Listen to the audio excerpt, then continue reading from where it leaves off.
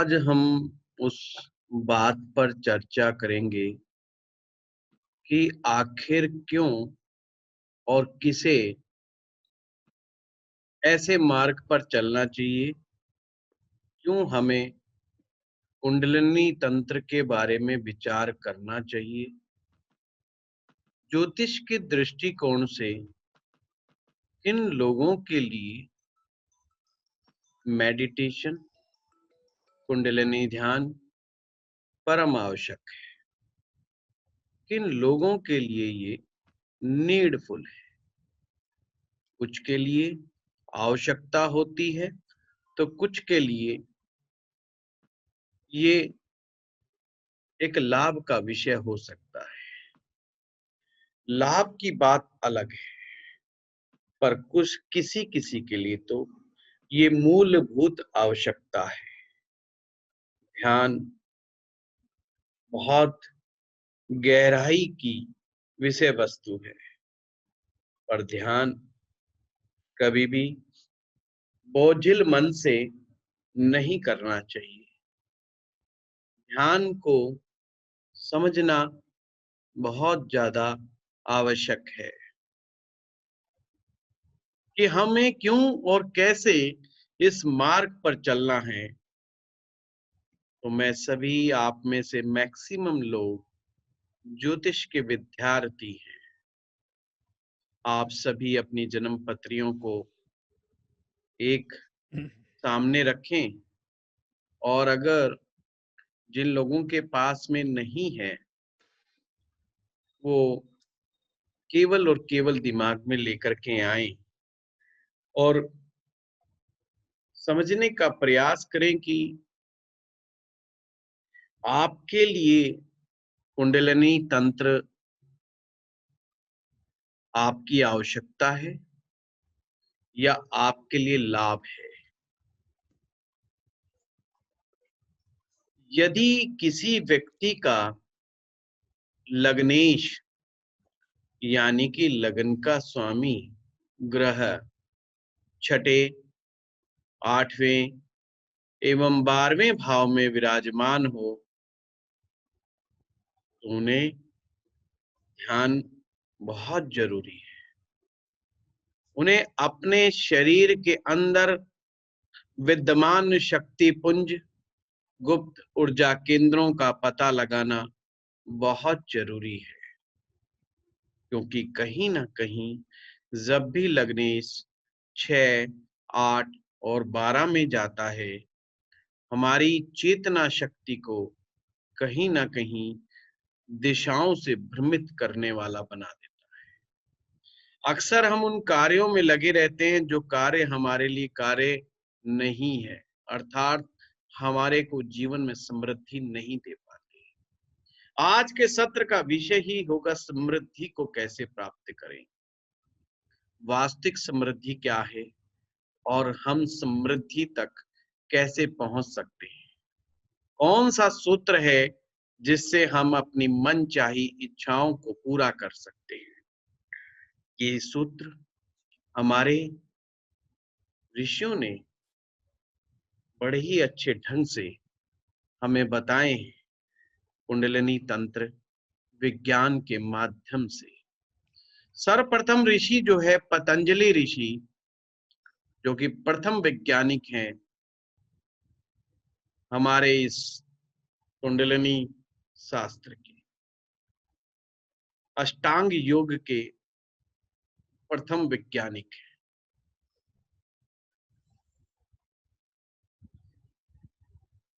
दूसरा सूत्र है, यदि किसी का कोई ग्रह वक्री हो तो भी उन्हें ध्यान की बहुत ज्यादा जरूरत है और पर डे ध्यान की जरूरत है। जितने भी व्यक्ति वक्री ग्रहों वाले हैं, यदि आपके जन्म पत्रिका में एक भी ग्रह वक्री है तो आप में इम्पेशंस आ जाएगा, आपका बिहेवियर रिएक्शनरी बिहेवियर हो जाएगा। ये मैं उन वक्री ग्रहों की बात कर रहा हूं, राहु केतु को छोड़कर।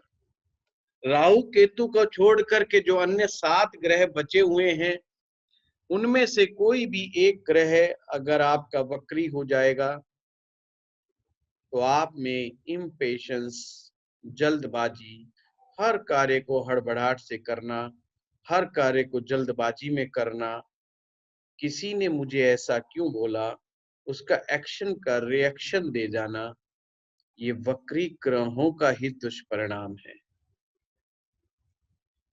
एक भी ग्रह अगर वक्री होता है और एक से ज्यादा ग्रह वक्री हैं, उतना ही ज्यादा इम्पेशंस, इंटरनल अग्रेशन, पूरी आंतरिक मन स्थिति बिगड़ जाती है।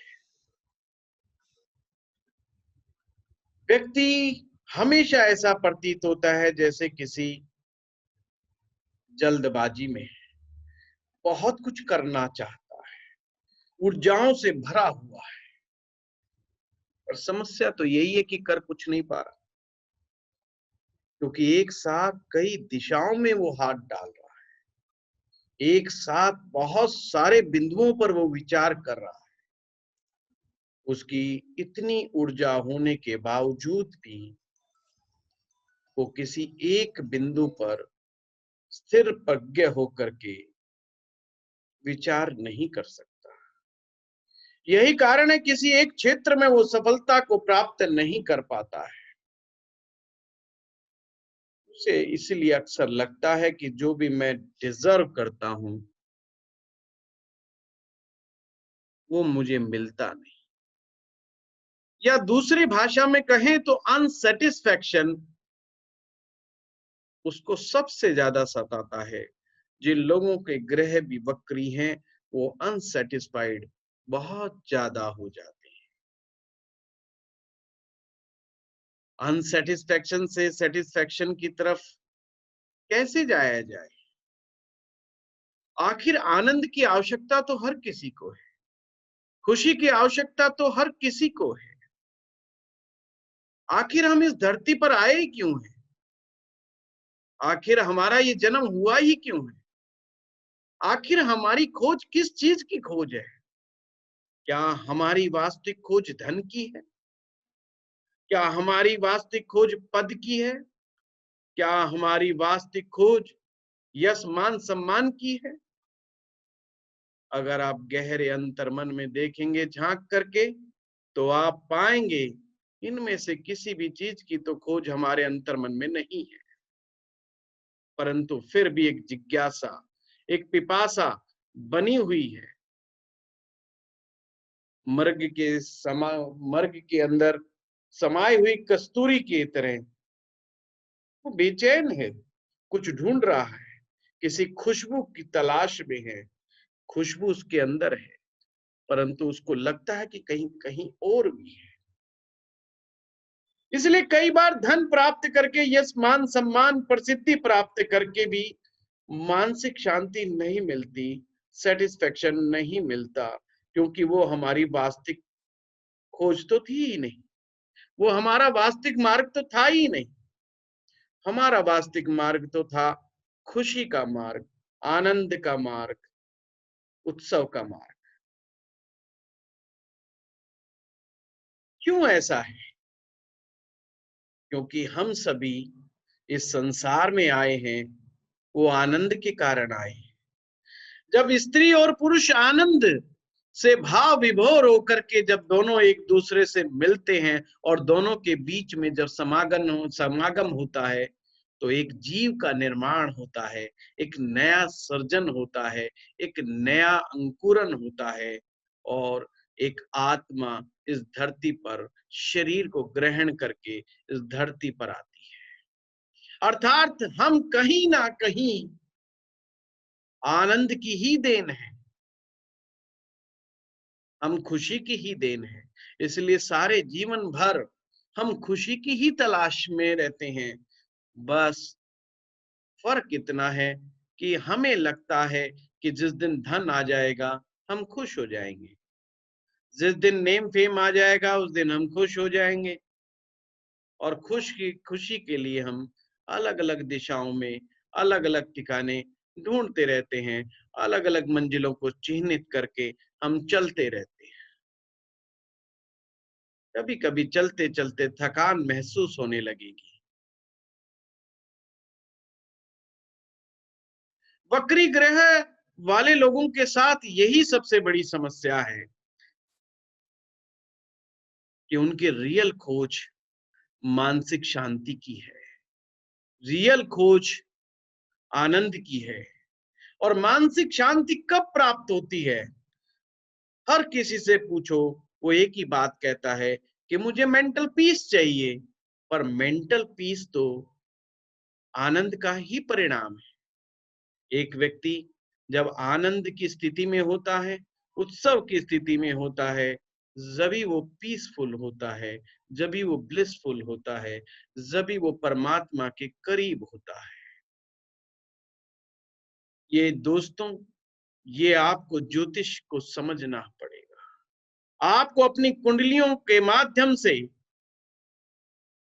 उसमें विराजमान ग्रहों की स्थिति से आपको समझना पड़ेगा आपको कितनी आवश्यकता है इस सब्जेक्ट की, इस विज्ञान की, इसको समझने की, और इस पर क्यों अभ्यास किया जाए। मैंने पिछली कक्षा में आपको 3 अभ्यास दिए थे। भोजन पर कंट्रोल करना है, मौन को साधना है, और श्वासों पर ध्यान करना है। आज के सत्र में हम समझेंगे कि ये मैंने एक्सरसाइज क्यों दी थी, इसकी क्यों आवश्यकता है। पर मुझे लगा पहले ये तो बता दूं कि आपके लिए ये आवश्यकता है, मूल आधार है, या केवल बात लाभ की है।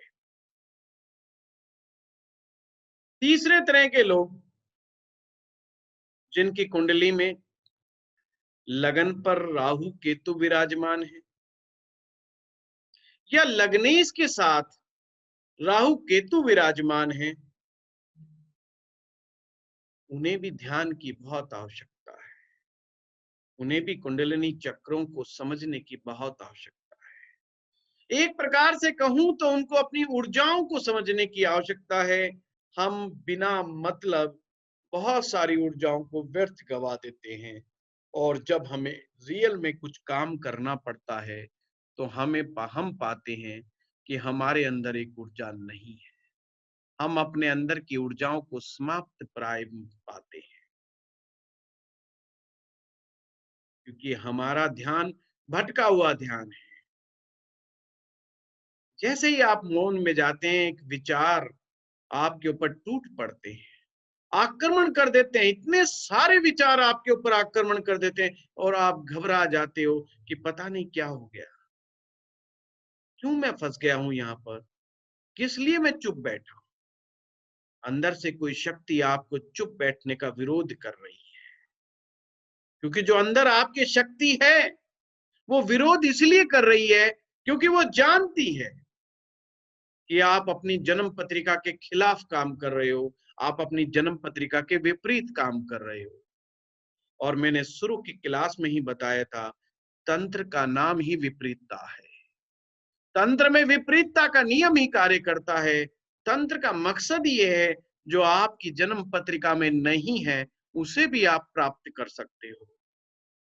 पर विरोध तो होगा, क्योंकि जब भी आप सही मार्ग पे जाओगे विरोध होगा। आपका शरीर ही विरोध कर बैठेगा। सबसे पहला विरोध जो आता है वो आपके शरीर से ही आता है। भोजन को कम करोगे तो शरीर विरोध करेगा, शांत रहोगे तो मन विरोध करेगा, और श्वासों पर ध्यान करोगे तो पूरी शरीर की प्रकृति मिलकर के उसका विरोध करेगी। क्यों नहीं करेगी? क्योंकि आप एक आदत जो बन गए हैं, और वो आदत इतनी ताकतवर होती है कि हमें एक तरह के खांचे में ढालने के लिए वो हमेशा तैयार बैठी है। आपके अंदर पूरे के पूरे 9 के 9 ग्रह आपके शरीर में विराजमान है।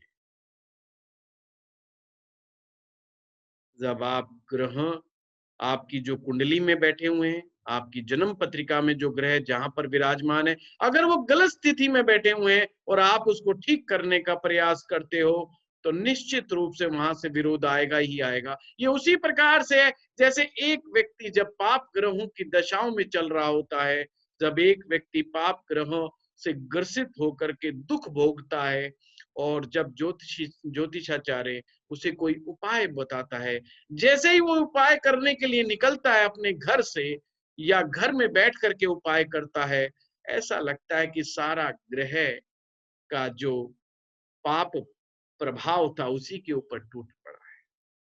और जैसे ही वो उपाय को छोड़ता है तो उसको कुछ रिलैक्स मिल जाता है, रिलीफ मिल जाता है। ये दोस्तों वही बात है, जैसे आप लक्ष्मी जी की साधना करने बैठो, और लक्ष्मी जी की साधना जैसे जैसे आगे बढ़े, ऐसे ही ऐसे आपका हाथ टाइट होता चला जाए, अर्थात आर्थिक परेशानियां बढ़ जाए, और आपको महसूस हो कि जब से मैं माँ लक्ष्मी के मंत्रों का जाप कर रहा हूं, उसी तीव्र गति से आपके पास धन की कमी होती जा रही है। होता क्या है मित्रों, लक्ष्मी जी की तरफ से भी विरोध होता है कि तू ऐसा क्यों कर रहा है।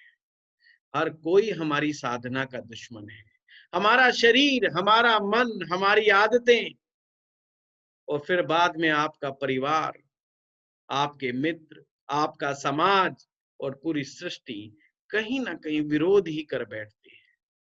हमें इन सब से लड़ना पड़ता है, इसीलिए इसका नाम साधना रखा गया है। साधना का मतलब ही साध लेना है, प्रैक्टिस करनी पड़ेगी, बड़ा प्रयास करना पड़ेगा, फिर जाकर के हम इस मार्ग पे चल पाएंगे। तो सबसे पहले कुंडली में विराजमान आपके ग्रहों को समझिए।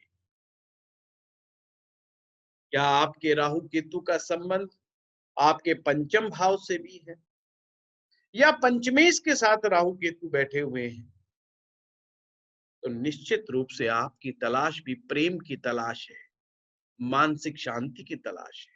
ये जितने भी मैंने योग बताए, चाहे लग्नेश 6, 8, 12 में बैठने का हो, चाहे ग्रह वक्री हो आपके, या राहु केतु का प्रभाव लगन या लग्नेश पर हो, या राहु केतु का संबंध पंचम भाव या पंचमेश पर हो, ये सभी योगों वाले व्यक्ति बहुत ज्यादा हड़बड़ाहट में, जल्दबाजी में होते हैं, और हमेशा उनको लगता है कि हम जो पाना चाहते थे जिंदगी में पा नहीं पा रहे, हम जो सोचते हैं वो हो नहीं पाता। मित्रों, इस ज्योतिष को समझने के बाद, इन ज्योतिष के सूत्रों के बाद, अब हम चलते हैं उस विज्ञान की तरफ जो हमें बताता है निश्चित रूप से आप सब कुछ पा सकते हो, और निश्चित रूप से आपको पाना ही चाहिए। आखिर हमारे पुण्य इतने जो है कि हम भारत भूमि की धरा पर पैदा हुए हैं। वो भारत भूमि, वो विश्व गुरु भूमि, जहां पर ऋषि मुनि हमारे प्रथम श्रेणी के वैज्ञानिक रहे हैं। वो वैज्ञानिक रहे हैं हमारे मन के विज्ञान के, जिन्होंने शरीर, मन, बुद्धि, हर चीज के ऊपर एक से बढ़ करके एक आविष्कार किए हैं, और मानव को चेतना के उस स्तर तक पहुंचाने का कार्य किया है जहां पर आत्मा कब परमात्मा हो सकती है, और आत्मा को के द्वारा कैसे परमात्मा तक पहुंचा जा सकता है, उसका विज्ञान लिखा गया। आज की चर्चा हमारी इसी बात पर रहेगी।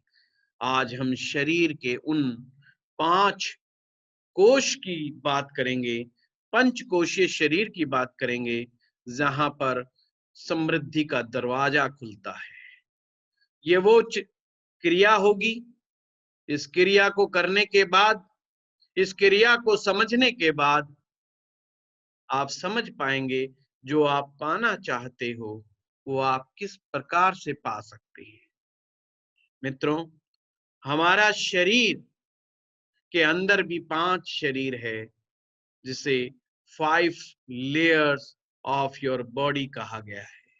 शरीर के अंदर परत दर परत, पर दर परत, पर दर परत चढ़ी हुई है। सबसे पहले हमें समझना होगा ये हमारे 5 शरीर कौन से हैं। फिर से मैं आपको बताना चाहता हूं, ये विज्ञान समृद्धि का विज्ञान है। ये विज्ञान उस चीज का विज्ञान है जिसके माध्यम से आप जो भी कमी अपने अंदर महसूस करते हैं, जो भी चीज आप पाना चाहते हैं, आप पा सकते हैं। आज आप समझेंगे उस रहस्य को कि आप इस संसार से कैसे ज्यादा ले सकते हो। पर उससे पहले समझना होगा, क्या आपके आत्मा की पुकार क्या है, आत्मा का आपके ऑब्जेक्टिव क्या है। आप बैठ करके गहरे में सोचिए, आप इस संसार में करने क्या आए। आपको धन चाहिए तो लिख लीजिए कि आपको धन चाहिए। आपको नेम फेम चाहिए तो लिखिए कि नेम फेम चाहिए। क्योंकि इस पंचकोशीय शरीर को समझने के बाद आप ये सब चीजें बड़ी आसानी से प्राप्त कर सकते हैं। बस ये क्रिया है, इस क्रिया को समझना है। इसका नाम ही है पंचकोश। कोश मैंने खजाना। जी हाँ, हमारे शरीर के अंदर ही खजाने छुपे हुए हैं। कहीं बाहर जाने की आवश्यकता भी नहीं पड़ेगी। सारे संसार के खजाने तो हमारे पास आएंगे। पर सर्वप्रथम तो हमें इस शरीर रूपी जो खजाने के अंदर झांकना पड़ेगा। आइए उसकी हम यात्रा करते हैं। पहला जो शरीर है, जो भौतिक शरीर कहा जाता है, फिजिकल बॉडी कहा जाता है, जैसे आप मुझे देख पा रहे हैं, मेरा जो पूरा भौतिक शरीर है, इसे अन्नमय कोश कहा गया है। पतंजलि ने इन 5 कोश का जिक्र किया है, पर बहुत ज्यादा डिटेलिंग नहीं की। पर उस शरीर तक पहुंचने की क्रिया की व्याख्या जरूर हुई है। परंतु जगत गुरु शंकराचार्य जी ने विवेक चूड़ामणि पुस्तक में इन 5 कोशों का जिक्र ही नहीं किया, बल्कि व्याख्या भी की है। वैसे तो तैत्तरीय उपनिषद में भी इसके बारे में विस्तार से लिखा गया है। हमारे ग्रंथों में 5 कोशीय शरीर की व्याख्या अलग अलग तरीकों से की गई है। पहला, अन्नमय शरीर। इसे अन्नमय कोश भी कह सकते हैं, इंग्लिश में फिजिकल बॉडी कह सकते हैं, हिंदी में भौतिक शरीर कह सकते हैं। जो बाहरी आपका आवरण है वही अन्नमय कोश है। ये अन्नमय कोश अन्न से बना है, यानी कि भोजन से बना है। ये पहला स्तर है आपकी कॉन्शियसनेस का।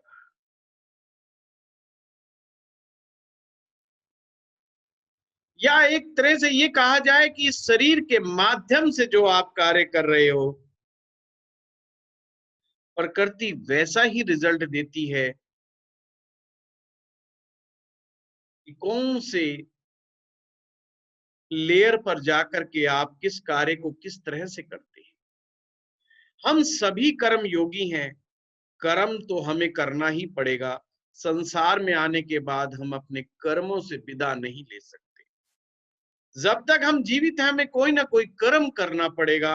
ये पहला सूत्र है कि आपको ये समझना है, इन 5 शरीरों के किस धरातल पर आप रह करके अपने कर्म को संपादित कर रहे हैं। मित्रों, मैं कई बार कहता हूं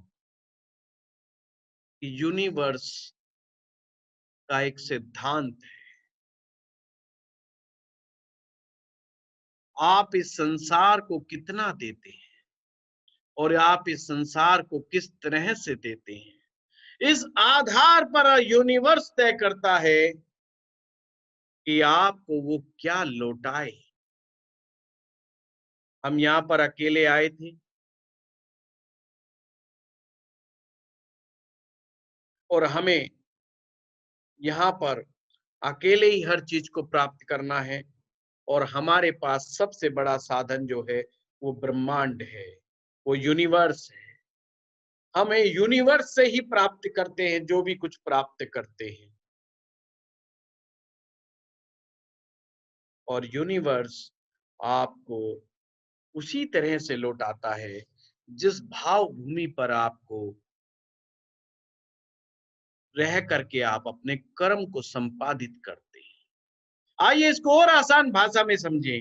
अगर आप अपने फर्स्ट कोश, अन्नमय कोश, यानी कि आप अपने फिजिकल शरीर से जो भी कर्म करते हैं उससे जो आपको प्राप्त होता है वो उतना ही प्राप्त होगा जितना आप इस संसार को दे पाएंगे।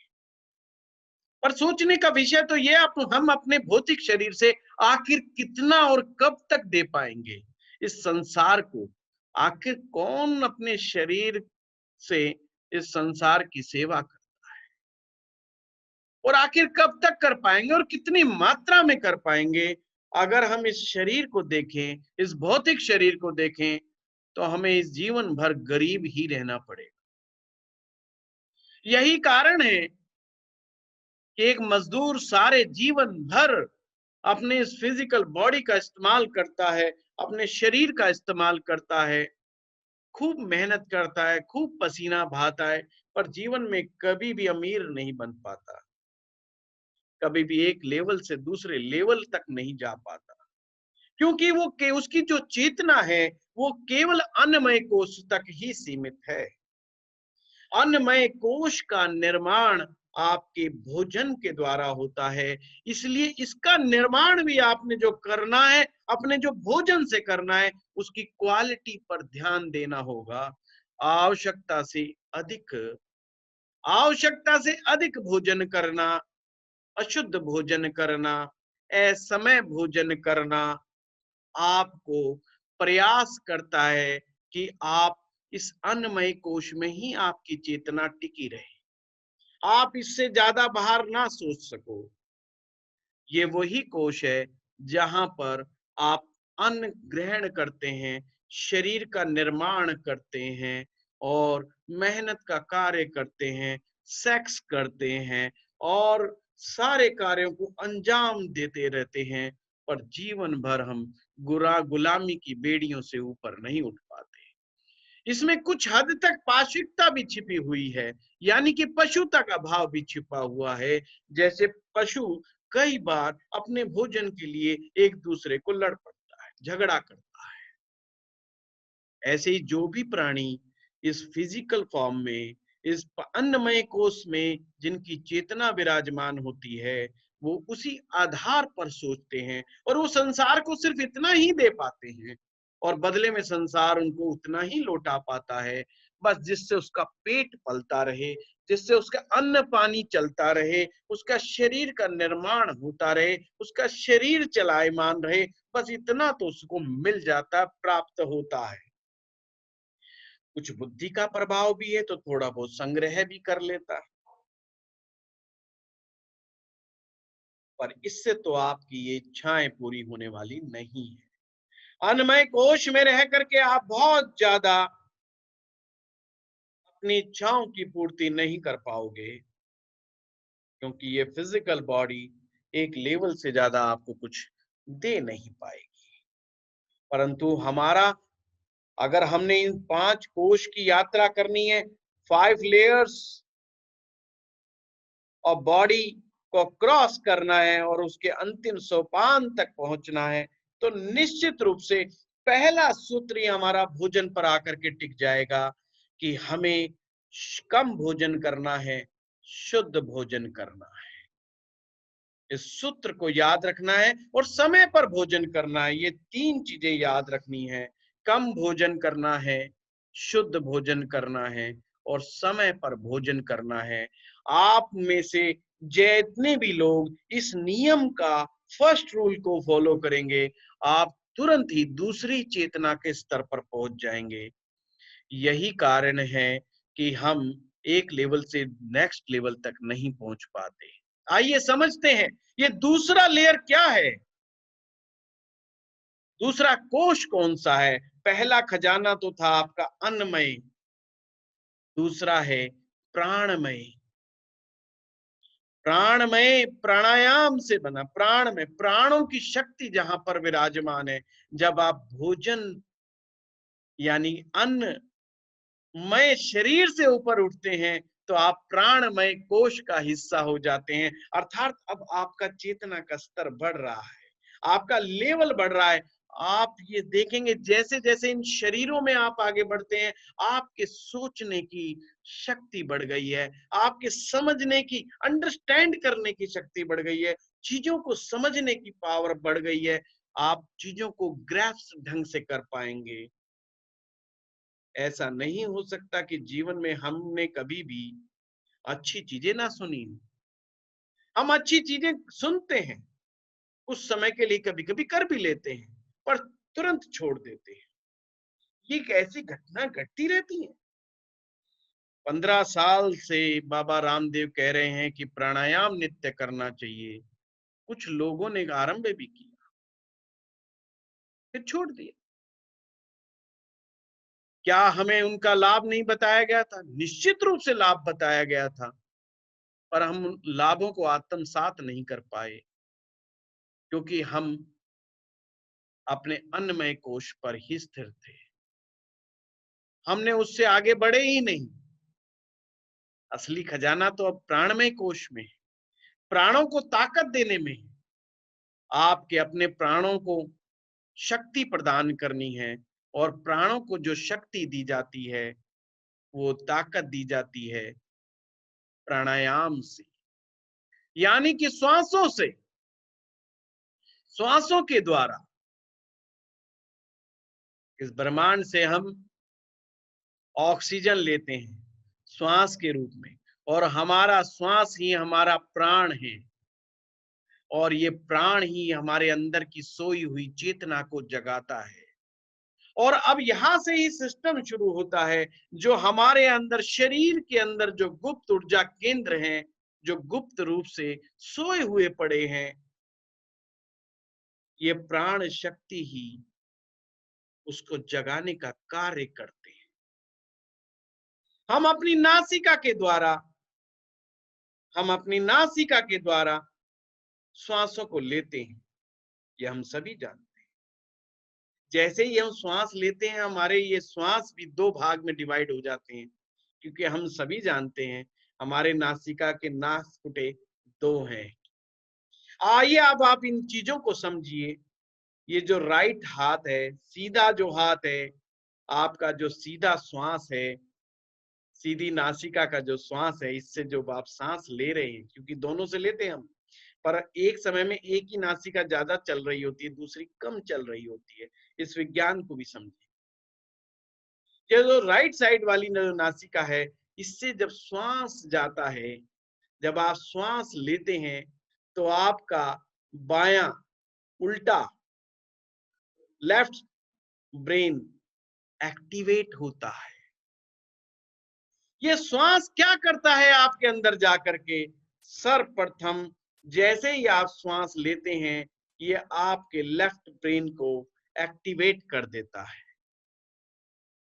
और जैसे ही आप लेफ्ट नासिका से श्वास को लेते हैं, वो आपके राइट ब्रेन को एक्टिवेट कर देता है। बड़ा ही अद्भुत विज्ञान है। इसीलिए तो प्राणायाम करने से बुद्धि भी बढ़ती है, हमारा मस्तिष्क तेज होता है, हमारी मेमोरी पावर बढ़ती है, हमारे ध्यान करने की शक्ति बढ़ती है। अगर हम मैं मेडिटेशन की बात करता हूं, तो ध्यान का दरवाजा यहीं से खुलता है।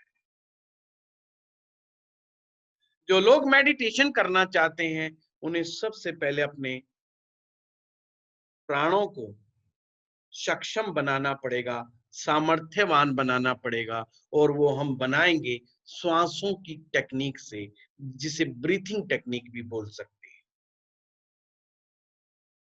ये जो सीधे हाथ वाली जो नासिका है, ये जब अंदर जाती है तो दो भागों में बटी हुई है, ईड़ा और पिंगला के रूप में, सूर्य और चंद्रमा के रूप में। ईड़ा पिंगला को हम बाद में समझेंगे, पहले हम सूर्य चंद्रमा को समझते हैं, क्योंकि आप ज्योतिष के विद्यार्थी हो, ग्रहों की भाषा को ज्यादा अच्छे से समझ पाते हो। ये जो राइट हैंड है, इधर की जो श्वास है इसे सूर्य स्वर कहा जाता है, और जो आपका लेफ्ट है वो आपका चंद्र स्वर।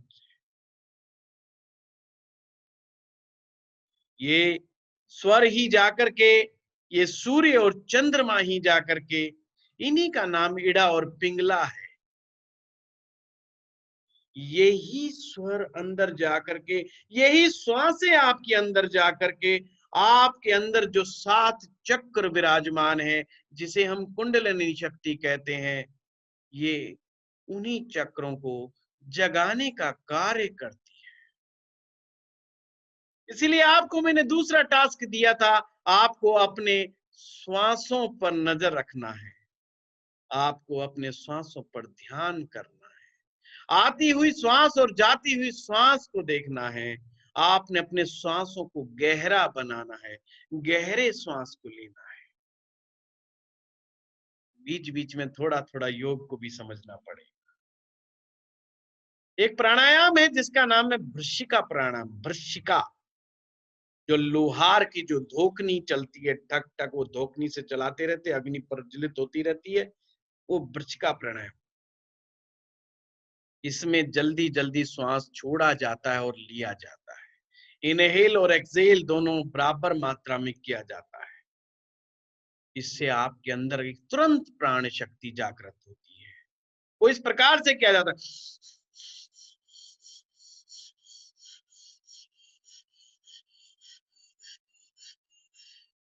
बहुत तेजी से सांस लेते हैं और छोड़ते हैं, तेजी से लेते हैं और छोड़ते हैं।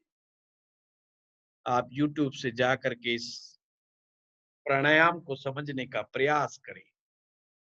ये बहुत तीव्र गति से आपके सूर्य और चंद्रमा दोनों ही को जगाने में कामयाब हो जाता है। बड़ा ही शक्तिदायक है। पर ध्यान रहे, अभी गर्मियों का समय चल रहा है, गर्मियों के समय में ये ज्यादा मात्रा में नहीं करना चाहिए, अन्यथा जो पित्त के रोगी हैं या जिनको पित्त शरीर में ज्यादा बनता है, उनके लिए समस्याग्रस्त भी हो सकता है। एकदम से तीव्र शक्ति जागृत करता है आपके अंदर, क्योंकि मैंने कहा ये जो आपके स्वर है, ये जो नाड़ियां हैं, ये जा करके आपके गुप्त एनर्जी केंद्र पर जा करके प्रहार करती हैं, जिससे उनके अंदर एक स्पंदन पैदा होता है, और वो स्पंदन बहुत सारी ऊर्जा को पैदा कर देता है आपके शरीर के अंदर। बिल्कुल उसी तरह से जैसे एटम बम, जैसे एक परमाणु से इलेक्ट्रॉन, प्रोटॉन, न्यूट्रॉन निकलते हैं, एक अणु से इतनी 3 चीजें और निकलती हैं। अणु सबसे सूक्ष्म माना जाता है, पर उस अणु पर भी जब प्रहार किया जाता है तो उससे भी 3 चीजें निकलती हैं। इसी प्रकार जब इन गुप्त ऊर्जा केंद्रों पर प्रहार किया जाता है श्वासों के द्वारा, तो ये जागने लगते हैं, ये जागृत अवस्था में आने लगते हैं, और हर ऊर्जा केंद्र अथाह ऊर्जा समेटे हुए अपने अंदर, इतनी ऊर्जा कि हम उसकी कल्पना भी नहीं कर सकते। तो धीरे धीरे हमें अपनी प्राणों को आयाम देना है प्राणायाम के माध्यम से, यानी कि ऊर्जाओं को बढ़ाना है। प्राणायाम हमारे शरीर के अंदर ऊर्जा को बढ़ा देता है, हमारे शरीर की ऊर्जा को अधिक बढ़ा देता है, आयाम देता है, एक नया आयाम देता है। और हम सब जानते हैं ज्योतिष के सूत्र से, कुंडली का 10वां भाव आपको एनर्जी की बात करता है, ऊर्जा की बात करता है।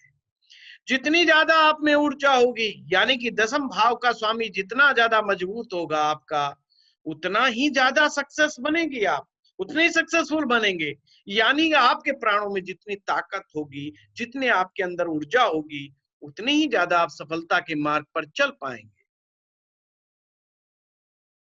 कुछ लोग थोड़े से कार्य को करने के बाद ही थक जाते हैं, इसीलिए क्योंकि उनकी प्राण शक्ति कमजोर है, इसलिए कि वो प्राणायाम नहीं करते हैं। इस कोष में जब आप आ जाएंगे, इस कोष में जब आप आ जाते हैं, तो यह आपको ऊर्जा से भर देता है। और इसका भरने का एक ही सबसे बड़ा है कि आप उसको प्राणायाम को नित्य करें। वृश्चिका प्राणायाम शुरुआत में करें, और उसके बाद आप कपालभाति प्राणायाम करें और फिर अनुलोम विलोम प्राणायाम करें। इनका 3 प्राणायाम का सर्वप्रथम आपको अभ्यास शुरू करना है। अगले 7 दिन में ये आपका टास्क है। पहले के टास्क जारी रहेंगे आपके। हर 2 घंटे मौन रहना है, भोजन को शुद्ध भोजन करना है, यौगिक डाइट में आना है। यौगिक डाइट का मतलब है अल्कलाइन फूड को ज्यादा से ज्यादा मात्रा में लें। अगर बहुत आसान शब्दों में समझना है तो जितना ज्यादा अल्कलाइन भोजन लेंगे आप, उतना ही जल्दी आपके अंदर एक ताजगी का आप अनुभव महसूस करेंगे। हमारे पेट में बहुत अम्ल है, उसकी आप चिंता ना करें कि अम्ल कम ना हो जाए। आज के वातावरण में हम बहुत कुछ अम्लीय ले रहे हैं। हमारा जो विचार है वो भी अम्लीय है, यानी कि वो भी एसिडिक है। हम किसी के प्रति गलत सोचते हैं, हम किसी के प्रति बुरा सोचते हैं, या हम नेगेटिव सोचते हैं। नेगेटिव विचार जो हमारे अंदर आते हैं वो सारे सभी के सभी एसिड निर्माण ही करते हैं। ये विचार भी एसिड निर्माण करते हैं, इसलिए हमें एसिडिटी हो जाती है। अगर हमें लगता है कि हम इस दुनिया में बहुत सारे अन्य लोगों के द्वारा सताए हुए हैं, हम अपने माँ बाप के द्वारा सताए हुए हैं, हम अपने भाई बहनों के द्वारा सताए हुए हैं, हम अपनी पति या पत्नी के द्वारा सताए हुए हैं, हम अपने बच्चों के द्वारा सताए हुए हैं, हम पड़ोसियों द्वारा सताए हुए हैं, या समाज के अन्य लोगों के द्वारा हम सताए हुए हैं, तो हमारे अंदर नेगेटिव विचार घर करने लग जाते हैं और वही एसिड का निर्माण करते हैं। पर ये जो श्वासों की टेक्निक है, ये जो प्राणायाम है, ये आपके नेगेटिव विचारों को बाहर निकालने की बहुत ही आसान टेक्निक है। आपके अपने नेगेटिव विचार, प्राणायाम करने से आपके नेगेटिव विचार बाहर निकलते हैं। आप कहेंगे ये कैसे बात है? यस, प्राणायाम करके देखिए। प्राणायाम अगर आपने सही ढंग से किया है तो काफी देर तक नेगेटिव, किसी भी तरह का नकारात्मक विचार आपके पास भी नहीं फटकेगा। ये इस विज्ञान की खासियत है, और ये एक ऐसा विज्ञान है जो 100% कसौटी पर कसा हुआ विज्ञान है, यानी कि स्वयं सिद्ध विज्ञान है। ये कोई भी करेगा, रियलाइज करेगा, ये जाति धर्म मजहब सबसे ऊपर उठ करके है। अर्थात जब हम प्राणमय शरीर में होते हैं तो उस समय हम एक डिजाइनिंग का कार्य कर रहे होते हैं, हम प्लानिंग का कार्य कर रहे होते हैं। अन्नमय शरीर में तो हमने अपनी फिजिकल बॉडी से काम किया था, पर ताकत से आप कितना क्या कर लोगे। ताकत वाले लोग, यानी कि शारीरिक ताकत वाले लोग जो भौतिक शरीर का ही उपयोग करते हैं, करोड़ोंपति अरबोंपति कभी नहीं बनते। इसलिए मजदूर कभी करोड़पति अरबपति नहीं बन पाता। पर जब आपके सोचने का स्तर बढ़ जाता है, यानी कि जब आप प्राणमय स्तर पर आ जाते हो, प्राणमय कोश में आ जाते हो, उस समय आप अपने भविष्य को लेकर के प्लानिंग करना शुरू कर देते हो। हम कहेंगे हम तो सभी लोग प्लानिंग करते हैं और अपने हिसाब से बढ़िया प्लानिंग करते हैं, पर मैक्सिमम लोगों की प्लानिंग फेल हो जाती है।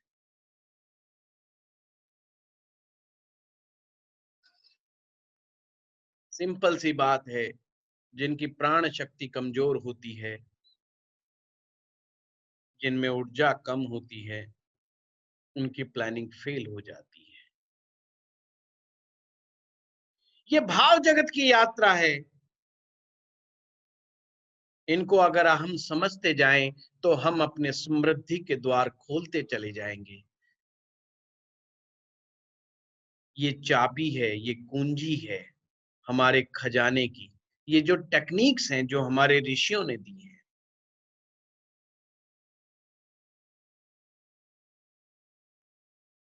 हमारे ग्रंथों में भरा पड़ा है, अपार भंडार है। समृद्धि तक कैसे पहुंचना है, ये कुंडलिनी तंत्र भी समृद्धि तक पहुंचने का ही एक मार्ग है जो ऋषियों ने समझाया है। आइए चलते हैं तीसरे कोश पर, जिसका नाम है मनोमय कोश। ये बहुत ही बढ़िया कोश है। मन का कोश, भाव जगत का कोश। यानी कि जब आप प्राणों पर जब आकर के काम करते हैं, प्राण में शरीर में जो काम करते हैं, वो काफी हद तक आपको ऊपर उठा देता है। वो जब आप उसको ब्रह्मांड को आप लौटाते हो प्राणमय शरीर में, तो उतना ही दे देता है, आपको कुछ एक्स्ट्रा दे देता है। पर जब आप मनोमय कोश में आकर के किसी कर्म को करते हो और इस संसार को इस भाव स्थिति में रह करके कोई चीज आप देते हो, तो जो ब्रह्मांड आपको कई गुना करके आपको वापस लौटाता है। अर्थात सिंपल शब्दों में कहूं, जो कार्य आप अपने मन से करते हो, जो कार्य को करने में आपको मन को खुशी होती है, जिस कार्य को करके आप उत्साह से भर जाते हो, ये वो उसी स्तर के कार्य सारे के सारे मनोमय कोश में रह करके ही संपादित होते हैं।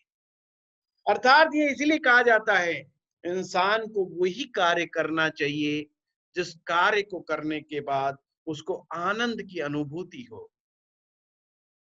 अर्थात जिस कार्य को करने में उसका इंटरेस्ट हो, वही कार्य उसको करना चाहिए। और जिस कार्य में उसका इंटरेस्ट होता है व्यक्ति का, उसको करने में उसको एक आनंद की अनुभूति होती है। यहाँ पर मनोमय कोश में जब आप दरवाजे पर पहुंचते हैं, तो मनोमय कोश कैसे समृद्ध बनता है, मनोमय कोश की यात्रा कैसे होती है, तो यहाँ पर आपको इस कोश को मजबूत करने के लिए, इस कोश में टिके रहने के लिए आपको ध्यान की आवश्यकता है। ध्यान यानी मेडिटेशन की आवश्यकता है। देखिए, आप में से ऐसा नहीं कि आप इन शरीरों की यात्रा नहीं करते, आप में हम सभी करते हैं। मुद्दा ये है कि हम इन शरीरों में टिक नहीं पाते। हम एक बार आते हैं, फिर वापस चले जाते हैं, आते हैं, फिर चले जाते हैं। मनोमय कोश में जाते हैं, फिर प्राणमय में आ जाते हैं, प्राणमय से फिर अन्नमय पे पहुंच जाते हैं। अर्थात जो आप कर्म कर रहे हो, उसके लेवल को डाउन हम खुद ही कर देते हैं। हमारे द्वारा किए गए कर्म लोगों को कितना लाभ पहुंचा पाते हैं कि नहीं पहुंचा पाते, ये इस बात पर निर्भर करता है कि हम किस कोश में रह करके उस कार्यों का संपादन कर रहे हैं। ये महत्वपूर्ण बात है। ध्यान में स्थिरता आने पर, ध्यान में टिके रहने पर, ध्यान का निरंतर अभ्यास करने पर आप अपने मनोमय कोश में टिक जाते हैं। ध्यानी आदमी से आप उसके मन के विपरीत का काम नहीं करवा पाएंगे, ये निश्चित मान लीजिए। कितना भी बड़ा लालच दे लीजिए, अगर कोई व्यक्ति अपने मनोमय कोश में स्थिर है,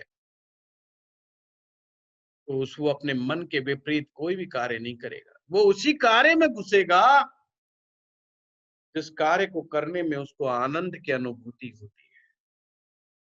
मैं बार बार आनंद शब्द का उल्लेख कर रहा हूं, आनंद की ओर जाने का उल्लेख कर रहा हूं। निश्चित रूप से आपको वहां पर जाना है। हमारा अंतिम सोपान ही आनंद है। परंतु यहाँ पर आपको ध्यान का अभ्यास करना होगा मनोमय कोश में जाकर।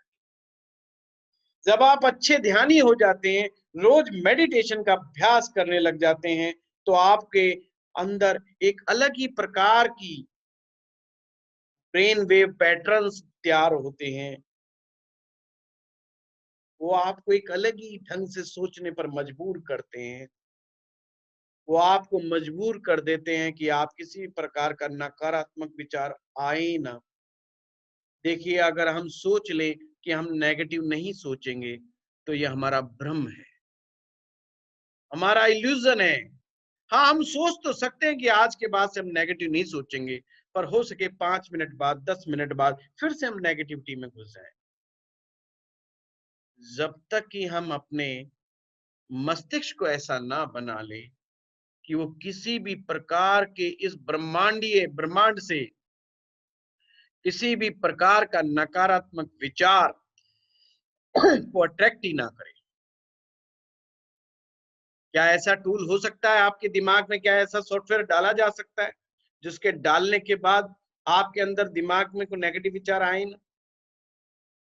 केवल और केवल पॉजिटिव दिमाग, केवल और केवल पॉजिटिव थॉट्स ही आपके पास आए। जी बिल्कुल, ये पॉसिबल है। वो पॉसिबल है ध्यान के द्वारा, वो पॉसिबल है इस मनोमय शरीर में स्थिर हो जाने के बाद। जैसे जैसे ध्यान आपका पकना शुरू होगा, इस शरीर में आपकी, इस कोश में आपकी, मनोमय कोश में आपकी स्थिति और मजबूत होती चली जाएगी, और फिर उससे अगले स्तर पर पहुंचने लग जाओगे आप। और वो है विज्ञानमय कोश, अनुभव का कोश है, एक्सपीरियंस का खोज। एक तरह से तो मैं यहां पर कहूंगा, विज्ञानमय कोश को आप ऐसे समझें, आपने इंट्यूशन का नाम तो सुना होगा। इंट्यूशन का तात्पर्य है भविष्य में होने वाली घटनाओं का पूर्वाभास हो जाना। भविष्य में क्या होने वाला है उसका पूर्वाभास इंट्यूशन है। जब आप विज्ञानमय कोश में पहुंचते हैं तो आपका इंट्यूशन पावर मजबूत होने लगता है। सोचिए, मैं आपके सामने एक प्रश्न रखता हूं, आप में से मैक्सिमम लोग व्यापारी हैं, अपना काम करते हैं। आने वाले 5 साल में कौन सा बिजनेस सबसे ज्यादा सक्सेसफुल होगा? आपके अलग अलग विचार हो सकते हैं। कोई कहेगा हेल्थ इंडस्ट्री सबसे ऊंची होगी, कोई कहेगा ऑटो इंडस्ट्री बहुत टॉप में होगी, कोई कहेगा नहीं नहीं नहीं नहीं नहीं, ये स्ट्रेस से जो रिलीफ दिलेगा वो सबसे ऊंचा होगा। ये आपके सबके अलग अलग विचार ऐसे क्यों दिमाग में आ रहे हैं? क्या निश्चित रूप से आप कोई ऐसा बिजनेस बता सकते हैं जो आने वाले 5 साल में टॉप पोजीशन पर होगा, जो अभी दिखाई नहीं दे रहा आपको? बिजनेस आपके दिमाग में अभी नहीं है, अभी कहीं एग्जिस्ट भी नहीं कर रहा है, पर क्या आप सोचें कि 5 साल बाद क्या ऐसा धंधा हो सकता है पॉसिबल? आप कहेंगे इसके विषय में तो सोचा नहीं, और सोचते भी तो समझ में कुछ आता नहीं। घूम फिर करके हम पीछे घूमते रहते हैं जो हमारी मेमोरीज में भरा हुआ है। बस हम अनुमान ही लगाते रहते हैं, शायद ऑटो इंडस्ट्री ऊपर जाए, शायद सर्विस इंडस्ट्री ऊपर जाए, शायद हेल्थ इंडस्ट्री ऊपर चली जाए, पर हम निश्चित रूप से नहीं कह सकते। अगर आप लोग निश्चित रूप से कह पाते कि अगले 5 साल में कौन सा व्यापार सबसे ज्यादा फलीभूत होगा, तो निश्चित रूप से आपने अभी तैयारियां कर दी होती, उस व्यापार के बारे में सोचना शुरू कर दिया हो। कुछ तो उस व्यापार में आ चुके होते, पर आज हम जो भी कार्य कर रहे हैं, क्या हम इंट्यूशन के दम पर आए थे इन कार्यों में? ये आपकी अपनी यात्रा है, आपकी अपनी ईमानदारी की यात्रा है। आपने अपनी आत्मा से पूछिए, मन से मत पूछिए, अपनी आत्मा से पूछिए, क्या आपको कोई इंट्यूशन आई थी? क्या आपकी इंट्यूशन ने कहा था कि मुझे प्रॉपर्टी डीलर बनना चाहिए? क्या आपके इंट्यूशन ने कहा था कि आपको डॉक्टर बनना चाहिए? क्या आपके इंट्यूशन ने कहा था कि आपको इंजीनियर बनना चाहिए? बहुत सारे लोगों का जवाब ना में होगा। अगर कुछ का हाँ में है तो निश्चित रूप से वो अपनी लाइफ से बड़े खुश हैं और अपने आप में सक्सेसफुल। ये निश्चित मान लीजिए, ये निश्चित है। अगर आपके इंट्यूशन ने आपको उस जगह पे पहुंचाया है जिस जगह पर आज हो, उसके पीछे आपकी इंट्यूशन है, तो निश्चित रूप से आप समृद्ध हैं, अपनी लाइफ में खुश हैं, आनंद की स्थिति में। ये वो कोश है, यहां पर आपको पूर्वाभास होते हैं कि प्रकृति से क्या लिया जा सकता है, प्रकृति से अधिक क्या पाया जा सकता है।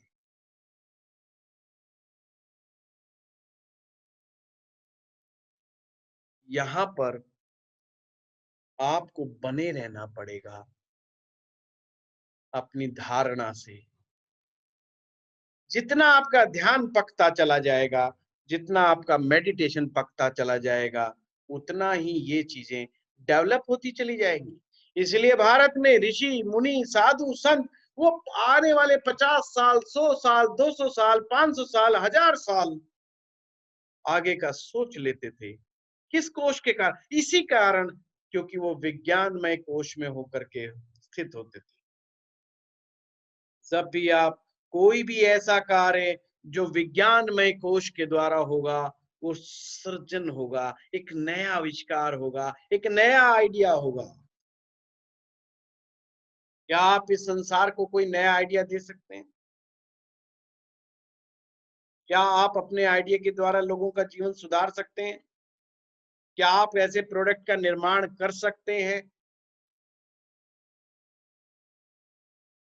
जिससे लोगों की जिंदगी और बेहतर बन सके? क्या आप ऐसी चीज का निर्माण कर सकते हैं जिससे लोगों का जीवन और आसान हो जाए?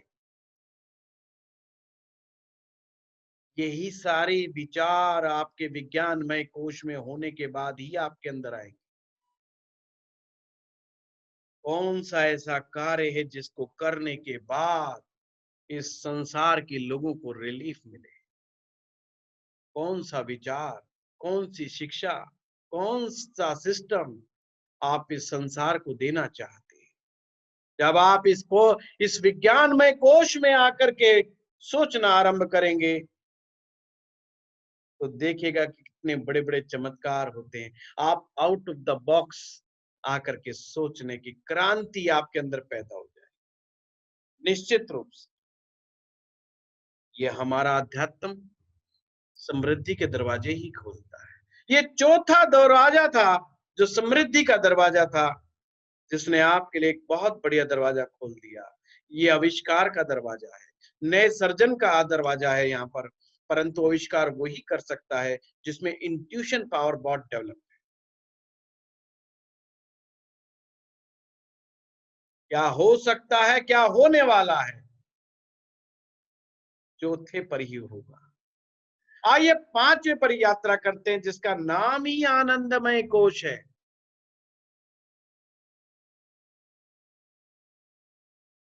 ये वो कोश है, यहाँ पर व्यक्ति पहुंचने के बाद प्रकृति को आज्ञा देता है। अब तक 4 कोशों में वो प्रकृति से ले रहा था, इस यूनिवर्स से ले रहा था, और इस यहाँ पर आने के बाद वो इस ब्रह्मांड को आज्ञा देता है। वो इस यूनिवर्स को गाइड करता है। वो बताता है कि कैसे आपको कार्य करना है, यानी कि ब्रह्मांड को बताता है कि उसको कैसे काम करना चाहिए। यानी कि आनंदमय कोश में आने के बाद उसको किसी चीज की कोई कमी होती ही नहीं। उसके पास कोई ऐसी चीज ही नहीं है जो उसने ना प्राप्त की हो,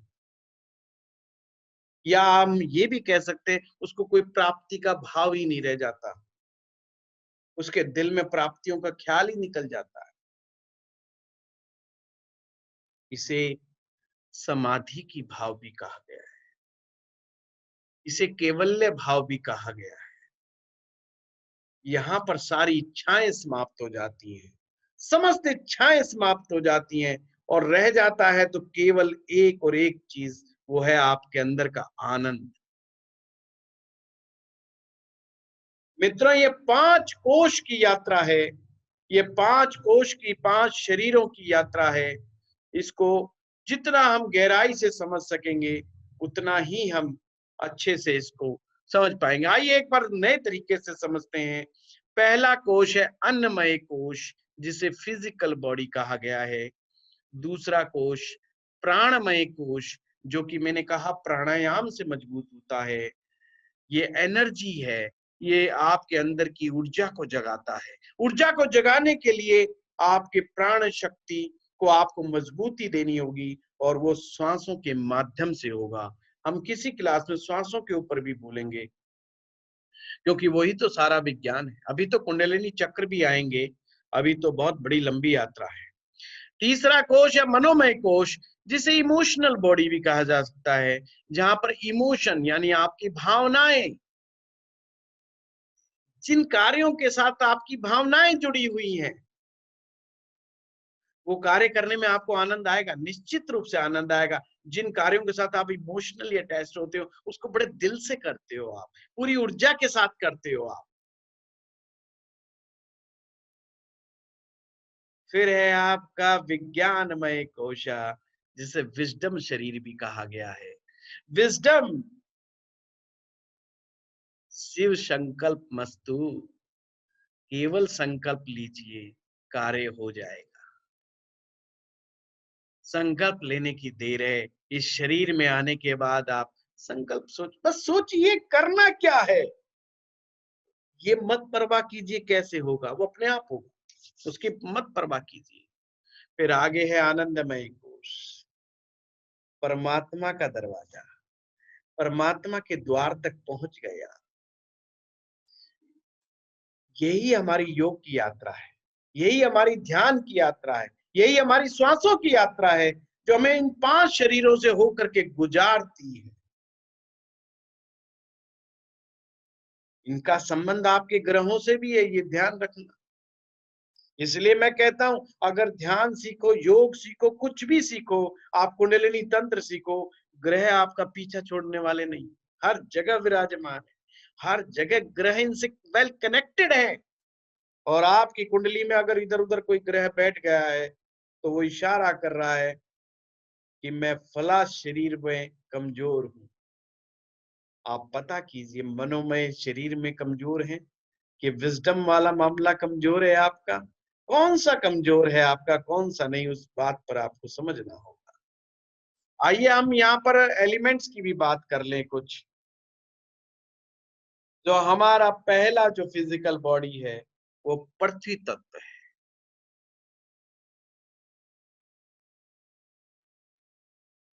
वो पृथ्वी तत्व है, उसका संबंध पृथ्वी तत्व के साथ जुड़ा हुआ है। दूसरा, आपका जो कोश है, अन्नमय कोश के बाद प्राणमय कोश जल तत्व के साथ जुड़ा। ये तत्व, ये एलिमेंट आप इससे नोट भी कर सकते हैं। कोई खास इसमें विशेषता नहीं है, ये मैंने सिर्फ लगा दिया था वैसे। ये भी वही चीज है, कोई खास इसमें विशेषता नहीं है। वही आनंदमय कोश, विज्ञानमय कोश, 5 कोश का जिक्र है।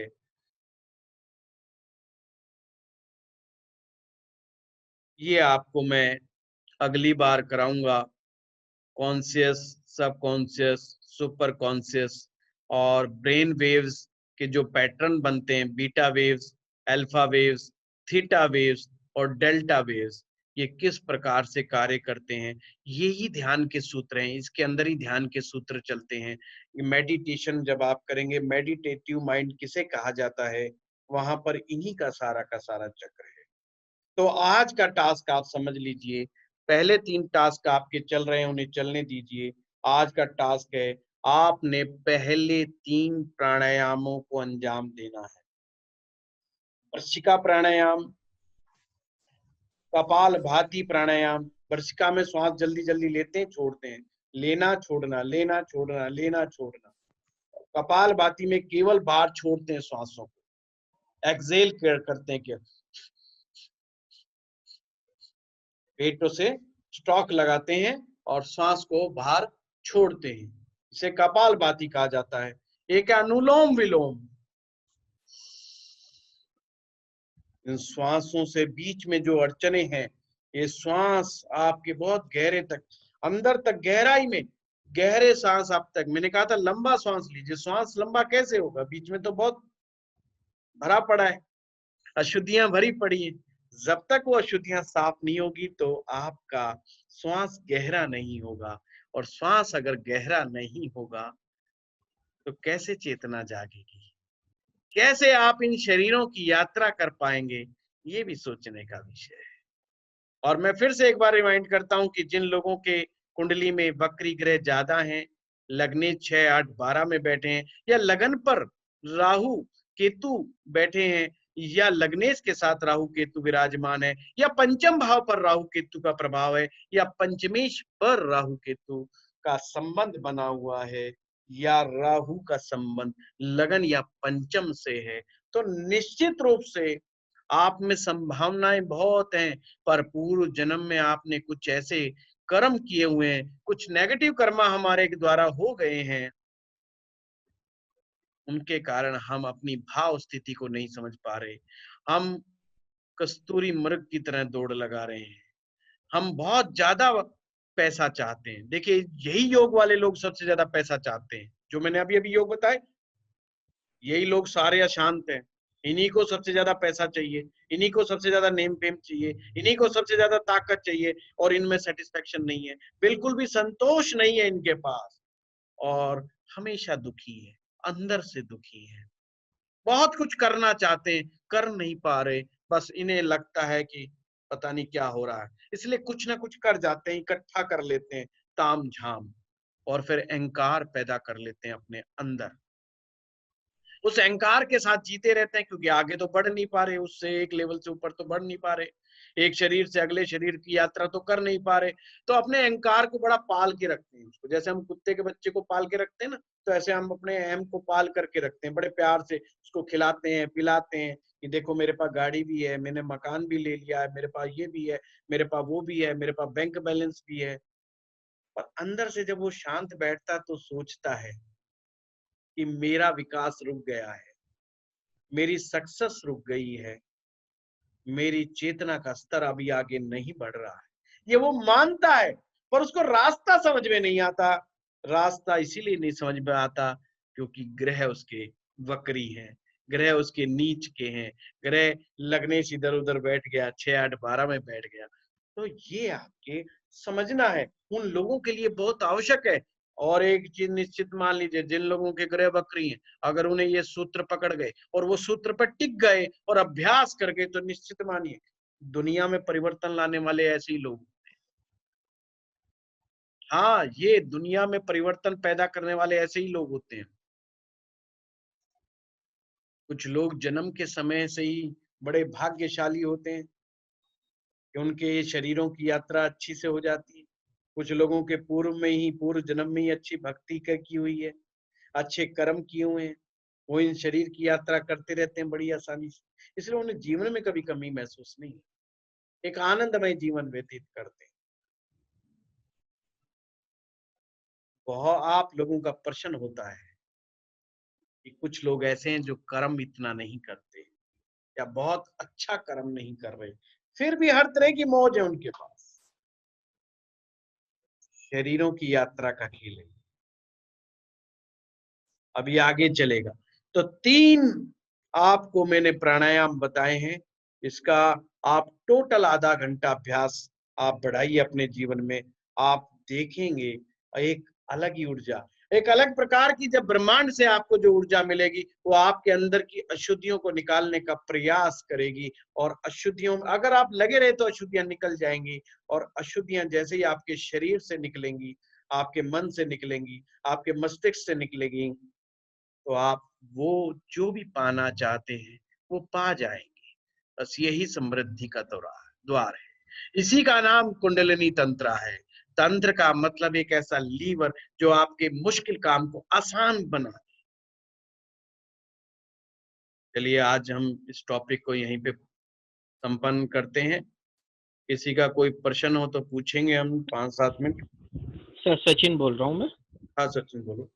सर ये पूछना चाह रहे हैं, जैसे हम अभी बात कर रहे हैं कि क्या हम इनको जानेंगे, मतलब किस ग्रह की वजह से कुंडली में हम किस कोष पे दिक्कत आएगी, अटकेंगे, कहाँ वीक है, क्या हम इसको पढ़ेंगे अभी आगे? सचिन, मैंने नाम ही ये रखा है कि ज्योतिष, हाँ इसके साथ जोड़ा है, हाँ जानबूझ के जोड़ा है मैंने, ताकि आपको ज्योतिष की भाषा आसानी से समझ में। अगर मैं वैसे समझाता कि आप महसूस करो कि कहाँ पर हो आप, तो शायद आप लोगों के लिए मुश्किल हो जाता। पर मैं कहूँ, जैसे अभी मैंने आपको एक सूत्र दिया कि किन लोगों के साथ सबसे ज्यादा बेचैन आत्माएं कौन है। ये भाई जिनके ग्रह वक्र है, जिनका लग्न 6, 8, 12 बैठा है, लगन पर राहु का प्रभाव है, केतु का प्रभाव है, पंचम पर है, तो ये मैंने आपको एक योग बताया भाई। यही एक है जो जिनको आप हंसी मजाक में भटकती हुई आत्मा कह सकते हैं। इन्हें चाहिए बहुत कुछ, प्राप्त कुछ नहीं हो रहा। भटकना उसे ही कहते हैं, एक स्थान से दूसरे स्थान, दूसरे से तीसरे स्थान, यही भटकाव की स्थिति है। तो हम इस सारे पूरे सब्जेक्ट को ना ज्योतिष के उससे ही जोड़ करके देखेंगे। अभी तो पिछली बार तो पहला था, मैं धीरे धीरे आपको सोपान पे बढ़ाऊंगा ताकि सिर दर्द ना हो। कई लोग पता है पहला भाषण सुन करके भाग गए, तो यार ये तो बड़ी अजीबोगरीब क्रिया है, ये यहाँ पे क्या फायदा, हम ग्राहक को क्या बताएंगे, इसमें ज्योतिष में पैसा कहाँ बनेगा, तो ऐसी ऐसी बातें सोच के भाग ली। तो एक अलग चीज। चलिए और कोई क्वेश्चन। हाँ सोनू, तुम प्रश्न पूछ रहे थे। गुरुदेव जय श्री राम। गुरुजी लास्ट क्लास जो है ना वो मेरी मैं नहीं उसमें आया था, तो वो जो आप कह रहे थे कि पिछली बार जो 3 हमें वो दिए थे वो क्या क्या है गुरुजी? मेरे जो है उसमें जाना एस्ट्रो पाठशाला में वीडियो पे, और जी वहां जी पर मैंने उसको डाउनलोड किया हुआ है ना, जा करके कुंडलिनी तंत्र एंड ज्योतिष के नाम, मैं भेज वीडियो दूंगा। आया, आ गया वीडियो सब एस्ट्रो पाठशाला में गुरुजी। हाँ ठीक जी। है गुरुदेव, ठीक है गुरुदेव, ठीक है। और किसी का कोई प्रश्न है? जी सर, ये जो 3 प्राणायाम बताए हैं इसका कोई सीक्वेंस रहेगा या कोई भी? बिल्कुल बिल्कुल प्रताप जी, बिल्कुल इसी सीक्वेंस में। सबसे पहले वृश्चिका ही करना है, दूसरे नंबर पे फिर आपने कपालभाति ही करना है, और तीसरे सबसे लास्ट में अनुलोम विलोम। फिर उसके बाद एक और मैं बताऊंगा जिसे नाड़ी शोधन प्राणायाम कहते हैं। नाड़ी शोधन बहुत इंपॉर्टेंट, नाड़ियों की शुद्धि। अभी मैंने नाड़ियां बतानी है, नाड़ियों के बारे में विस्तार पूर्वक चर्चा करूंगा। आज हमने 5 शरीर की यात्रा की है, फिर हम नाड़ियों की चर्चा करेंगे। नाड़ियों को कैसे शुद्ध बनाया जाता है, नाड़ी शोधन प्राणायाम के द्वारा कैसे शुद्धि प्राप्त, मतलब शरीर के अंदर हमने शुद्धता कैसे प्राप्त करनी है, भोजन से, प्राण से, वायु से कैसे करनी है, वो सारी टेक्निक पे हम चर्चा करेंगे। हाँ उर्मी जी, आपका क्या प्रश्न है? सर अभी आपने कहा कि जब हम आगे बढ़ते हैं तो एक बहुत रिएक्शन आता है, ऑब्स्टेकल्स आते हैं। तो जब ऐसे भयंकर ऑब्स्टेकल्स आ जाएं कि मतलब कि ना हो पाए, आपकी प्रगति ना हो पाए, तो हम उस वक्त क्या करें? थोड़ा पीछे आ जाएं फिर आगे चलें कि हम कंटिन्यू करते रहें? देखिए मैंने एग्जाम्पल आपको प्रैक्टिकली दिया। अगर आप मजदूर हैं, मजदूर का मतलब किसे कहते हैं मैं समझा दूं।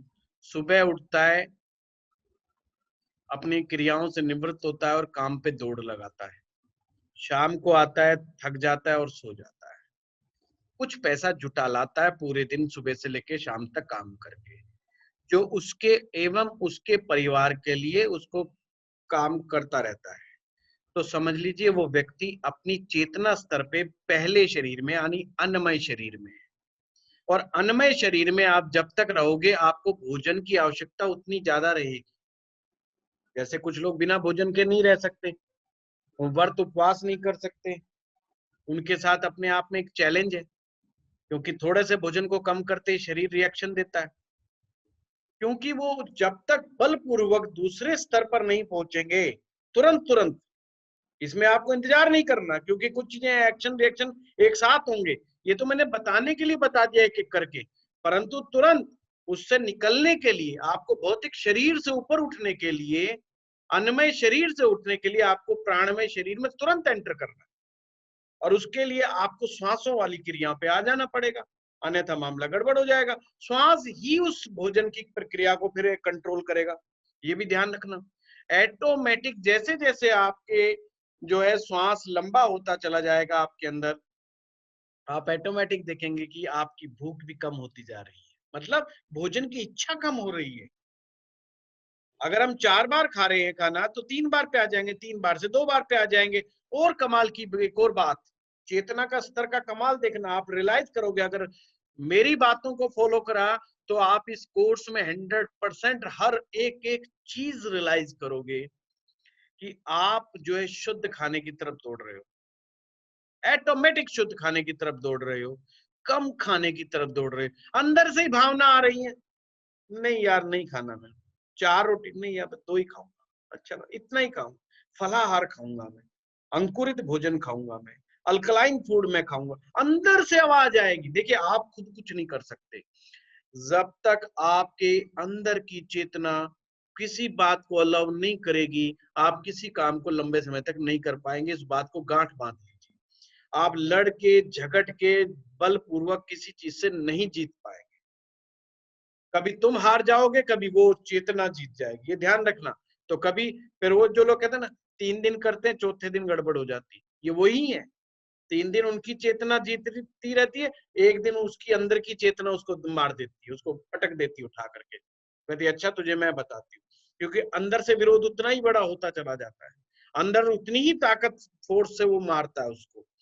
तो हमें झगड़ा नहीं करना, हमें टूल अपनाने, हमें टेक्निक का उपयोग करना है। जैसे आज हम यहाँ पर बैठे हुए हैं, आप सभी अपने घरों में बैठे हुए हैं, फिर भी हम पढ़ रहे हैं। It's a technique, it's a tool. एक लैपटॉप है वो हमारा टूल है, इंटरनेट एक टेक्निक है, ये जूम एक सॉफ्टवेयर है जिसके माध्यम से इस टेक्निक का इस्तेमाल करके हम वो कार्य करें जो हम कभी सोचा, किसी ने तो सोचा होगा, किसी को तो इंट्यूशन आई होगी, क्या ऐसी ऐप बनाई जाए कि सभी घर बैठे बैठे आपस में बातचीत कर सके। क्या होता है, फोन पे क्या प्रॉब्लम थी, फोन पे एक प्रॉब्लम थी कि हम फीलिंग नहीं कर पा रहे थे, फील नहीं कर पा रहे थे, हमें चेहरे नहीं दिखाई दे रहे थे। उन्होंने कहा यार फीलिंग फैक्टर गायब है, आवाज तो आ रही है, फील नहीं आ रहा है। हमें उसके चेहरे के एक्सप्रेशन भी देखने हैं, भाव भी देखना है, वो मेरी किस बात पर कैसे रिएक्ट कर रहा है। उसने ऐसा सोचा होगा, पर कहाँ सोचा, विज्ञान में शरीर में जाकर के सोचा होगा निश्चित रूप से, क्योंकि ये भौतिक शरीर का काम नहीं है, ये अन्नमय शरीर का काम नहीं है, प्राणमय शरीर का भी काम नहीं है। विज्ञान में उसका नाम ही विज्ञान में इसलिए है क्योंकि वहां पे साइंस है।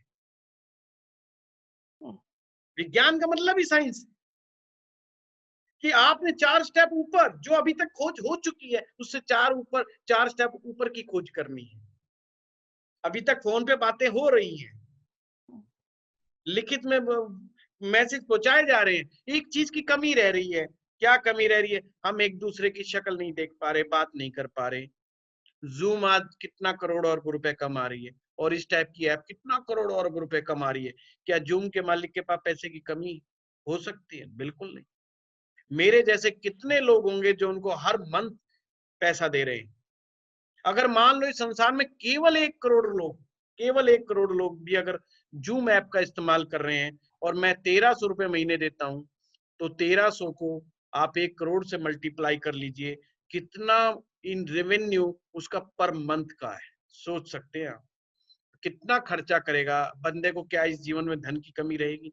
केवल उसने विज्ञान में शरीर में आकर केवल एक बार उसने सोचा, क्या ऐसा हो सकता है? बस उसने इसी बात पर गौर किया और वो टिका रहा। फिर देखिए, ये तो हम आपको अध्यात्म के तरीके से सिखा देते हैं, पर कुछ लोग बड़े लकी होते हैं जो इन शरीरों की यात्रा बहुत जल्दी जल्दी कर लेते हैं। पर बलपूर्वक हमें भी तो तरक्की करनी है, उस लेवल तक पहुंचना है हम सभी को। तो पहुंचने के लिए क्या, ये हमारे टेक्निक, ये हमारे ऋषि मुनि दे गए थे ये टेक्निक को, कि कोई भी व्यक्ति इस स्तर पर पहुंचने के बाद कुछ भी पैदा कर सकता है, कुछ भी कर सकता है। आप देखिए कलयुग कैसा होगा, हमारे शास्त्र पहले ही लिख गए कि कलयुग में ये लक्षण होंगे। सोचिए उनको क्या पता था, परंतु आज वही घटनाएं हम देख रहे हैं कि किस प्रकार के लक्षण आ रहे हैं, किस तरह का समाज हो गया, किस तरह के लोग हो गए, हर चीज हो रही है। हमारे शास्त्रों में, पुराणों में ये सब चीजें लिखी जा चुकी। चलिए, मेरा क्वेश्चन थोड़ा सा डिफरेंट था। जैसे आपके कहने पे मैंने अपना मंदिर का जो मेरा जगह है, मैंने वो पूरा ठीक ठाक कर लिया।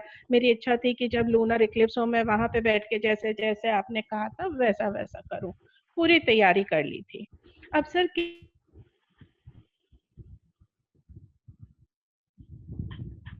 आपकी आवाज कट गई उर्मी जी।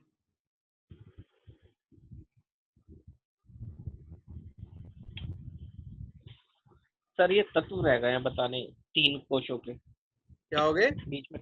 ये 2 कोश के आपने तत्व बता दिए थे, 3 कोश के तत्व रह गए थे बताने, आप बता रहे थे। जरूरी नहीं है, वो जानबूझ के मैंने छोड़ दिए। पहले विचार किया था, वह उसकी कोई खास ऐसी इम्पोर्टेंस है नहीं, ऑपोजिशन आ रहा है सर बार बार, है ना? क्या आ गया? उर्मी जी को ऑपोजिशन आ रहा है, वो ये कह रही है कि मैं जो कुछ करना चाह रही हूँ उसमें ऑपोजिशन आ रहा है। अभी भी वो जो बात बोलना चाह रही थी उसमें फिर ऑपोजिशन आ गया। इसी विरोध की बात कर रही हैं। ये विरोध चेतना के अंदर से भी आता है।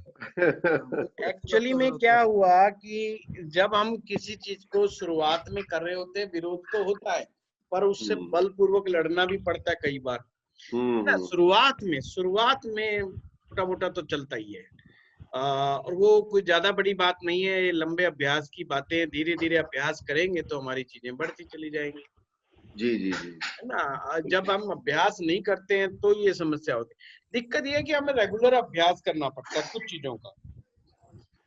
अगर 45 डेज, केवल 45 डेज अगर आप भोजन का ही अभ्यास करो कि मुझे सिर्फ शुद्ध और कम खाना का अभ्यास करना है, भूखा नहीं रहना, आप 4 बार खाइए, 5 बार खाइए, बस आपने सोचना भी जो भी खाऊंगा क्वालिटी की चीज खाऊंगा, बेस्ट खाऊंगा, बेस्ट सीजनल फूड खाऊंगा, मैं बेस्ट से बेस्ट खाऊंगा, जो कमी नहीं है।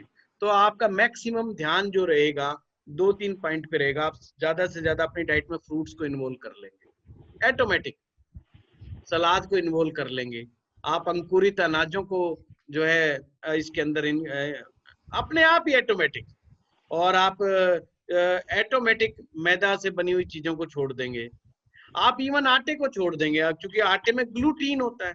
ग्लूटीन का मतलब ही ग्लू शब्द है ना, ग्लू का मतलब ही गोंद है, चिपक जाता है, आंतों के साथ चिपक जाता है, आटा भी आंतों के साथ चिपकता है, मैदा तो कुछ ज्यादा चिपक जाती है, पर अभी तो चिपकता है।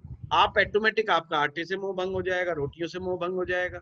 अब रोटियों से मोह भंग होगा तो फ्रूट पे जाओगे आप, वेजिटेबल्स पर जाओगे आप। अब जैसी शुद्ध की बात आएगी, आप वेजिटेबल और फ्रूट्स के अलावा आपको ऑप्शन नहीं दिखाई देगा।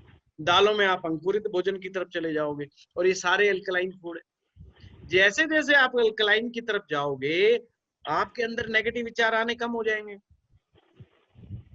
नेगेटिविटी कम होती चली जाएगी आपके अंदर की। धीरे धीरे भोजन का अभ्यास करिए, श्वास का अभ्यास कीजिए, मौन रहने का अभ्यास कीजिए। 45 डेज मेरा चैलेंज है, 45 डेज कोई भी व्यक्ति करके देख ले, उसको एक अलग ही, वो बंदा कहेगा वो बंदा ही गायब हो गया जो पहले था, वो बंदा ही नहीं मिल रहा, ढूंढने से भी नहीं मिल रहा। और सबसे आसान मैं रास्ता बता रहा हूँ भाई, आप अपनी कुंडलियां उठाइए, उसमें देखिए कौन सा ग्रह कहाँ पर बैठा है। अब आगे मैं आपको ग्रह भी समझाऊंगा आगे धीरे धीरे, कौन सा चक्कर बंद है कौन सा नहीं। पर सबसे पहले मैं चाहता तो डायरेक्ट चक्रों की बात करता, उससे समझ में आने वाला कुछ नहीं, आपको धीरे धीरे प्रैक्टिकल भी करना है। ये सुन करके कान से निकालिए मत, नहीं तो क्या होगा, आपको मन में हमेशा रह जाएगा पता नहीं वो चीज काम करती भी है कि नहीं। जब तक आप अनुभव नहीं करेंगे, जब तक आप एक्सपीरियंस नहीं करेंगे, आप पक्के रूप से कुछ नहीं कह पाएंगे। अनुभव से गुजरेंगे तो बड़ा कॉन्फिडेंस के साथ कहेंगे। आप में से ही कुछ लोग मुझे फोन करके कहते हैं जी आप बड़े कॉन्फिडेंस से बोलते हैं। भाई जो अनुभव होता है वो बोलता हूँ। किसी दिन मेरे को तुम अचानक से ऐसी टॉपिक पे बुलवाइए जिसका मुझे अनुभव ना हो, देखो मैं कैसे अटक जाऊंगा, बिल्कुल अटक जाऊंगा, हवा भी नहीं निकलेगी मेरे से। तो कोई नए सिस्टम के बारे में बुलवाइए, क्या मुझे किताब दे दीजिए पढ़ने के लिए, मैं फिर भी अटकता ही रहूंगा, क्योंकि कॉन्फिडेंस नहीं है, मैं उस लाइन पे गुजरा ही नहीं हूँ, उस मार्ग से निकला ही नहीं हूँ, कभी भी अनुभव किया ही नहीं। कभी 9 दिन भूखे रहने का अभ्यास हम करते हैं, हम नवरात्रियों पर जाते हैं, अभ्यास करते हैं जी हम भूखे रहेंगे। फिर हम क्या करते हैं, शाम के समय कुट्टू के आटे की पकौड़ी, ये तला, आलू तला, दही भी, फलाना भी, ढिकड़ा भी, वो पूरे दिन का सारा अपना पूरा कर लेते हैं हिसाब किताब। भाई वो तो थैली है, आपका पेट तो थैली है, उसको आप भर लो, जब 2 घंटे बाद भर लो, बात क्या है, बात तो भरने से थी ना। आपने आवश्यकता को कम करना है नेचुरल रूप से। मैं नहीं कह रहा बलपूर्वक भाई आज ही हम भूखे रहेंगे अब से खाना छोड़ देंगे, भाई वो फिर बल मारेगा रात को, फिर वो पसार देगा आपको, फिर झगड़ा होगा आपका और आपके अंदर, फिर आप बोले भाड़ में गया वो सब कुछ। पहले खा ले, खाने के बाद बड़े आनंद की अनुभूति होगी, अरे वाह आनंद ही आनंद आ गए। सर्वानंद तो यही छुपा हुआ था, हम तो ऐसे ही पागल हो रहे थे खाम खाई इस कोर्स के अंदर। सर्वानंद तो भोजन में ही है, सर्वानंद आता भी है क्योंकि भूखे जो रहे हो, भूखे रहे हो, कुछ देर आपने भूख का अनुभव किया है, तो भूख के बाद तो आनंद ही आएगा जब भोजन करोगे तो ऐसे आपने नेचुरल रूप से धीरे धीरे धीरे धीरे कम, ज्यादा तेजी से नहीं करना, तेजी से नहीं भागना। पर अगर 2-3 क्रियाओं को साथ लेके चलोगे तो हर चीज दुखी नहीं करेगी। जैसे अभी तक आपने 3 चीजें की, आप सफल रहे असफल रहे, इसलिए मैं आज आपसे पूछ ही नहीं रहा किसने क्या किया, पर हाँ अगले बार जरूर पूछूंगा आपसे, भाई आपने 3 प्राणायाम में से कौन सा किया, मौन कितनी देर रहे, भोजन पे आपने क्या कंट्रोल किया, क्योंकि जब तक 14-15 दिन हो चुके होंगे आपके, और 14-15 दिन रियलाइज करने के लिए बहुत है, ये समझ लीजिए किसी चीज को, ये चीजें काम भी बहुत जल्दी करती है, ये भी मैं बता रहा हूँ। चलिए, धन्यवाद। Thank you sir.